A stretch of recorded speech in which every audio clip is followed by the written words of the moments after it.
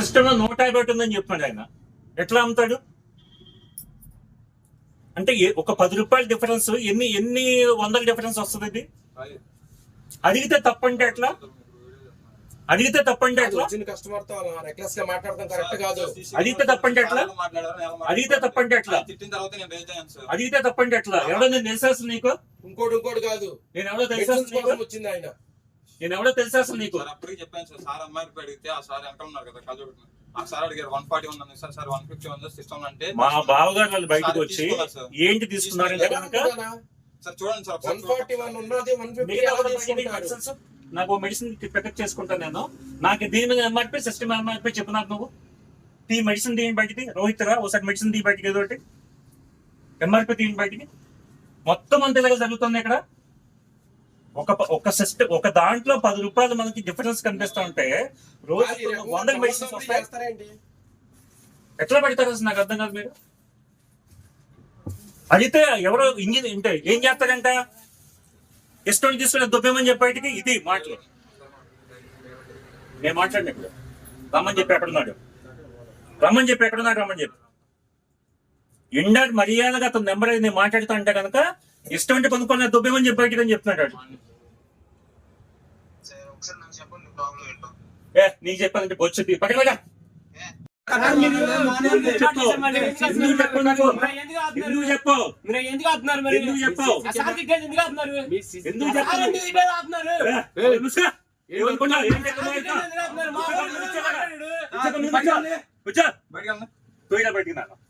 చెయ్యడా నువ్వు బయటికి చెయ్యడా బయటికి ఏ చెయ్యి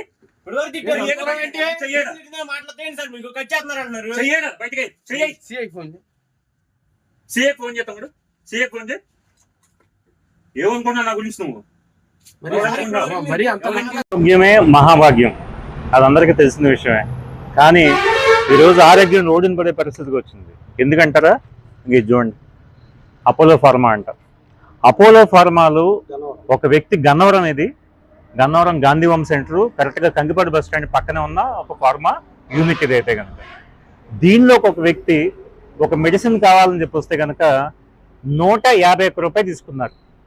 స్ట్రిప్ మీద ఎంఆర్పీ చూస్తే 141 ఉంది. అడిగితే ఏం చెప్పారు? సిస్టంలో రికార్డ్ అయింది అంతేం చెప్పన్నారు. వాళ్ళకి తెలియదు అది ఏంటనేది. బయటకు వచ్చారు, అది మా బావగారు తీసుకుంది. నేను అడిగా ఎందుకు ఎక్కువ తీసుకున్నారని చెప్పి లోపల పోయి అడిగా. సిస్టంలో రికార్డ్ అయింది ఇంతేం చెప్పాడు. ఇంతే అంటే ఎట్లా చెప్పగల తమ్ముడు? నీ ఇన్ఛార్జ్ని అడిగంటే నీకు ఇష్టమైతే తీసుకో, లేకపోతే మెడిసిన్ పెట్టేసి పో అని చెప్పాడు. నేను బూతులు తిట్టా. ఎందుకు తిట్టకూడదు? కడుపు మంట కాబట్టి. నేను 10 రూపాయలు ఎఫోర్డ్ చేయగలను కాబట్టి మెడిసిన్ తీసుకుని ఇంటికి పోతున్నాను ఈరోజు. ఇదే స్ట్రిప్ ఒక్క మెడిసిన్ సింగిల్ పీస్ కూడా ఎవరో కట్ చేయకుండా ఇచ్చే స్ట్రిప్ ఇది 141 కాదు 151 అని చెప్తే కనుక 5 రూపాయలు కూడా లేకపోతే కనుక మెడిసిన్ వదిలేసి మెడిసిన్ వేసుకోకుండా జనాలు ఏమవుతారనేది ఆలోచించండి ఒకసారి. ఫార్మా అని ఇప్పటికే దొంగ అని చెప్పి ముద్ర ఉంది. ఇలాంటి దొంగ పనులు చేస్తే కనుక దొంగనికి ఇంకేమనాలి మిమ్మల్ని?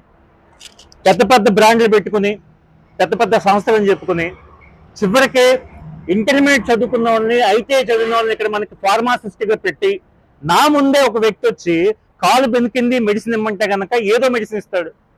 ఎందుకు ఇచ్చావు ఏ మెడిసిన్ అంటే కనుక కాలు నొప్పికి ఇచ్చే మెడిసిన్ నాకు ఫార్ములా తెలుసు అంటాడు. 4 ఫార్ములేషన్స్ అడిగా, ఏ ఫార్ములేషన్లో ఏ కాంబినేషన్లో మెడిసిన్ ఇస్తున్నావు అని చెప్పి తెలియదు అంటాడు. ఇవ్వచ్చా అట్లా మెడిసిన్? డాక్టర్ ప్రిస్క్రైబ్ చేయకుండా మెడిసిన్ ఇవ్వచ్చా? నార్మల్గా వాడు అంటే రాత్రి 11 గంటలు తెల్లారుజామున 2 అర్ధరాత్రులు మెడిసిన్ షాప్ నడుపుకోమని చెప్పి నీకు ఇచ్చిన లైసెన్స్ దేనికోసం ఇచ్చాము? నువ్వు కరెక్ట్ మెడిసిన్ ఇస్తావు, కరెక్ట్ ప్రైస్కి ఇస్తావనే కదా. ఎదురుకుండా నిజాయితీకి ఇచ్చే మెడికల్ షాప్ ఏమో 9 గంటలకే ముగిస్తావు, ఇక్కడేమో 1 గంట దాకా ఉంచుతావు, ఇక్కడేమో దోపిడీ చేయిస్తున్నావు. ఇదేం పద్ధతి? అడగడానికి వస్తే ఏమో దౌర్జన్యం.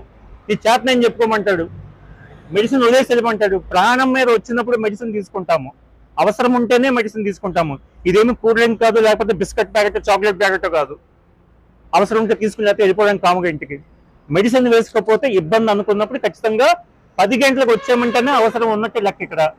అలాంటి టైంలో వచ్చినప్పుడు నీ ఇష్టం దోపిడీ చేస్తా అంటే మటుకు చూస్తూ కూర్చోము. నా పేరు శేష్ కుమార్, నేను భారతీయ జనతా పార్టీకి జిల్లా ప్రధాన కార్యదర్శి. నేను పార్టీ మనిషిగా నేను మాట్లాడలేదు, సామాన్య వ్యక్తిగా సమాజం మీద ఉన్న ప్రేమ గల వ్యక్తిగా ఈ క్వశ్చన్ వేస్తున్నాను. నేను అపోలో 100% దీనికి సమాధానం చెప్పాల్సిందే. ఇప్పటికైనా మీ పద్ధతి మార్చుకోకపోతే మీ మీద చాలా అనుమానం ఉంది నాకు. ప్రతి అవుట్లెట్ లో కొన్ని వందల మెడిసిన్స్ అక్కడ నువ్వు వెనకాల పెట్టి కూర్చున్నావు. ఏది ఎంఆర్పికి నువ్వు అమ్మట్లేదేమో అని చెప్పి నాకు అనుమానంగా ఉంది. ఇది ఇమ్మీడియట్ గా రాష్ట్ర నాయకులు, ఖచ్చితంగా రాష్ట్ర ప్రభుత్వం దీని మీద చర్యలు తీసుకోవాలి. అదేవిధంగా రేపు ఉదయమో లేకపోతే ఎల్లుండి మార్నింగ్ రాష్ట్ర వైద్య శాఖ మంత్రి సత్యకుమార్ గారిని కూడా కలిసి నేను ఈ ప్రూఫ్ చూపించి రిప్రజెంటేషన్ ఇవ్వబోతున్నాను. అదేవిధంగా డ్రగ్ కంట్రోల్ డైరెక్టర్ కి నేను ఆల్రెడీ ఇన్ఫర్మేషన్ ఇచ్చాను. రేపు మార్నింగ్ మొత్తం రాష్ట్ర వ్యాప్తంగా ఉన్న అపోలో ఫార్మసీ ప్రతి దాని మీద కూడా ఎంఆర్పి, ఎక్స్పైరీ డేట్లు, అసలు కంపెనీ అమ్ముతున్నావా, నీ ఇష్టం అంటే అమ్ముతావా, ప్రతిదీ కూడా నిగ్గు తేల్చే విషయాన్ని మీరు తేల్చాల్సిందిగా నేను మీడియా ప్రతినిధి సాక్షిగా నేను కోరుకుంటున్నాను. భారత్ మాతాకి జై హింద్.